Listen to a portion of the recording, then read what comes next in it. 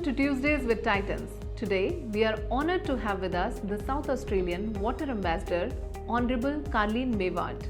With her distinguished career in water management and policy, including her role as the former Minister for Water Security in South Australia, she has been the driving force in ensuring sustainable water solutions. She has also played a significant role on the international stage, sharing her expertise and ensuring collaborations for water security and sustainability. So let's hear from her thoughts on global water security. So it's an honor to have with us Ms. Karlene Maywald, and kindly shed some light on your journey. Well, thank you. It's a great pleasure to be here with you also. My journey began back in the 1990s when I was first elected to the Parliament in South Australia as a Member of Parliament. And I represented a district which was largely dependent upon irrigation for growing crops and horticulture and vineyards. And so the background of my understanding of water comes from a regional community and growing up in a regional community dependent upon water. I joined the Parliament and made water one of my main issues that I focused on during my time in Parliament. And in 2004, I became the Minister for Water and the Minister for Water Security.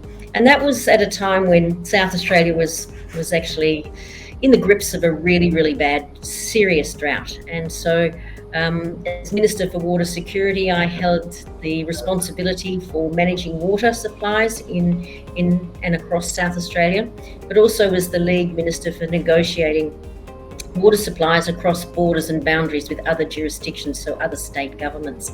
And so similar to India, Australia has a federated governance arrangement, and the states and the territories have the responsibility for water, and we have to negotiate with each other when we're sharing water across boundaries. After politics, I then was appointed as Australia's National Water Commissioner. So the chair of the National Water Commission was a role that I held for a number of years. And since that position, I've been working as the South Australian Water Ambassador. I've also been a board director on a number of water-related organisations, and I'm still heavily involved in the water sector. Great. Can you tell us a bit about the policies and the strategies that help navigate from the extreme drought situation of River Murray, and what lessons were drawn from them which may be helpful for other areas across the world in similar kind of situation? I think during that time when I was Minister, we moved from a period of time where we were gradually reforming the water space to actually accelerating it as a consequence of the crisis that we were in. We were in a drought where we could no longer look back on history to tell us what might happen. We were experiencing the lowest inflows into our river systems and basin-wide across the Murray-Darling Basin in recorded history, not just by a little bit, but by a long shot. And so the kind of policies that we needed to do was to look at how we might diversify our water supplies.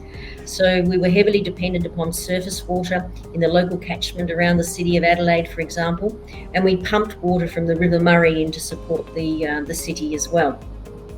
We changed that dependency during the Millennium Drought by accessing a whole range of other water resources, capturing and treating stormwater and reusing that water for parks and gardens, treating wastewater from our sewage treatment plants and reusing that water for the growing of crops, and also desalination. So we introduced desalinated water to the city as well, where over 50% of the city's water can now be supplied by desalinated water. In doing that, we also looked at changing policies around irrigation. So, for example, our irrigators were heavily dependent, of course, on the River Murray for water supply. And so what we did was we introduced river basin management principles and legislative frameworks that actually fully meted the amount of water that was being taken, provided for entitlements like property rights over water, separating land from water and introducing the trade of water, so water can move from one source to another and move to its highest value use. We also did some significant work in the relation to water pricing and moved and transitioned from heavily subsidised water supply, particularly in the agriculture and the urban agriculture and the urban settings. And we moved to full cost recovery of water. So we transitioned from being heavily subsidised to people having to pay the full cost of water. And we did that over time. We didn't do that overnight, we did that over time. But during my time as Minister, because of the drought and because of the urgency of investment requirement, we tripled the price of water to our consumers. So during a drought, there's always the opportunity to accelerate water reforms, and the water reform in regard to pricing was where we had significant success. Considering the extreme climatic events happening across the globe, how can we integrate climate projections in the current policy recommendations for better water management? The focus up until recent years has been really on climate change mitigation. The focus in recent years, though, has really turned to climate change adaptation, and adaptation in the face of the knowledge that climate is changing, that we are getting more extreme events more often, so more droughts, more floods, and more extreme events, and the intensity of those extreme events is increasing. So across the globe, there is an enormous amount of attention on adaptation and community resilience. What we need to be doing to support our communities to be able to live with the climate that is anticipated as a consequence of climate change. That is extremely difficult to do. When you're talking about forecasting what might happen in the future and having to invest in the infrastructure that you might need to deal with those kind of climate extremes means you have to be planning a long way in advance. You have to be planning into the future and investing now to mitigate against climate events that may not actually have occurred as yet. And so one of the things that we found in Australia that was incredibly difficult is we could forecast a whole range of different scenarios, but unless people have actually experienced the worst of those scenarios, they were not willing to pay for infrastructure that they couldn't see the need for now. So we've had to work really hard in Australia in planning with communities, building the capacity with communities to understand what the scenarios are that we might be planning for in the future and what kind of mitigating activities we might need to take and invest in well in advance of when we need them. For example, if you're building a desalination plant for drinking water supplies, it can take 8 to 10 years to go through the planning process and to build that kind of infrastructure. So you can't wait until the disaster happens to be doing that investment.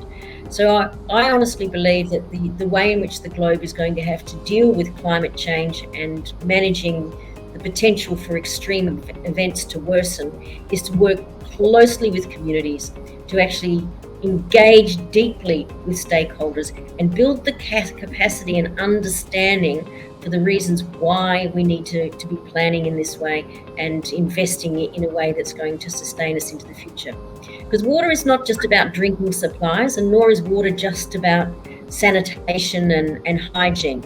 Water is about enabling everything we do. It's the enabler of our economy. We cannot run an economy and grow an economy without having secure water supplies. Just like you need secure energy and you need transport and market pathways to get your produce to the market, you also need the energy and the water as enablers of your economy to enable growth to occur. We also need water to sustain community well-being and to sustain urban health and community health. You also need water to sustain ecosystems, to have healthy environments so our plants and our animals and our native flora and fauna can thrive. And unless we're managing it all across all of those different sectors, one decision in one area will impact upon another decision in another area or have an adverse impact in another area. So it's vitally important that as we look to managing climate change, we start to think about water in a more joined up way.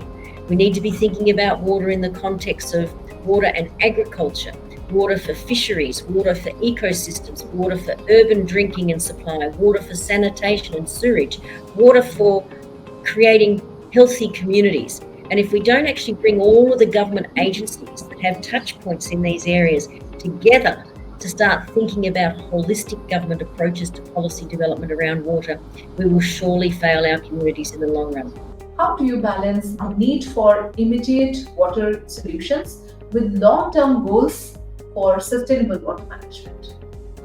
It's a really good question, and it's challenging from a range of different government perspectives. It's a bit of a collision space for government policy making. There's a desperate need for government to have good policies around food security, to have policies around water security, to have policies around city growth, economic growth, agriculture growth. All of those require more and more and more water. So the dynamic within government is really challenging, because on one hand you've got government agencies that want more and more and more water, and then you have the agencies that are charged with water conservation and protecting the resource, and they are challenged by the need and the demand for water and the lack of supply. So it's critically important, again, that there is a joined up approach from government, so that you can actually understand what the trade-offs are that you're going to have to invest in, and the trade-offs that you're going to have to make between growth and sustainability. Because what you want to get at the end of the day is sustainable growth. And sustainable growth doesn't come by having ad hoc decision making, where one decision has incredibly serious unintended consequences on the other hand. What advice would you offer to the urban planners and water managers who are dealing with the unpredictability of water availability? The decision making of the past, which is where decisions around water have been made in silos, just can't be the way we make decisions in the future. My advice to those who are working in these policy spaces is you've got to have a joined up government approach to it. I can't say enough how important that is.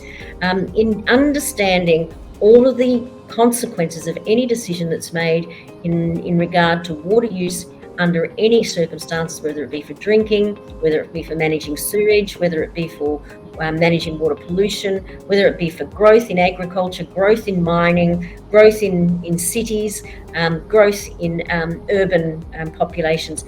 All of those require water, and unless you have an approach where you are actively looking at policies around water for growth, you will not be able to make decisions that actually have sustainability in the longer run. So you might get some short-term benefits, but at the end of the day, you will be paying dearly for it down the track. So having that longer-term vision is critically important. In Australia, what we did in South Australia during the Millennium Drought is we cast our eye out to 2050. And we went, what are we going to need in 2050? What's our community going to look like? And what do we need to be doing now?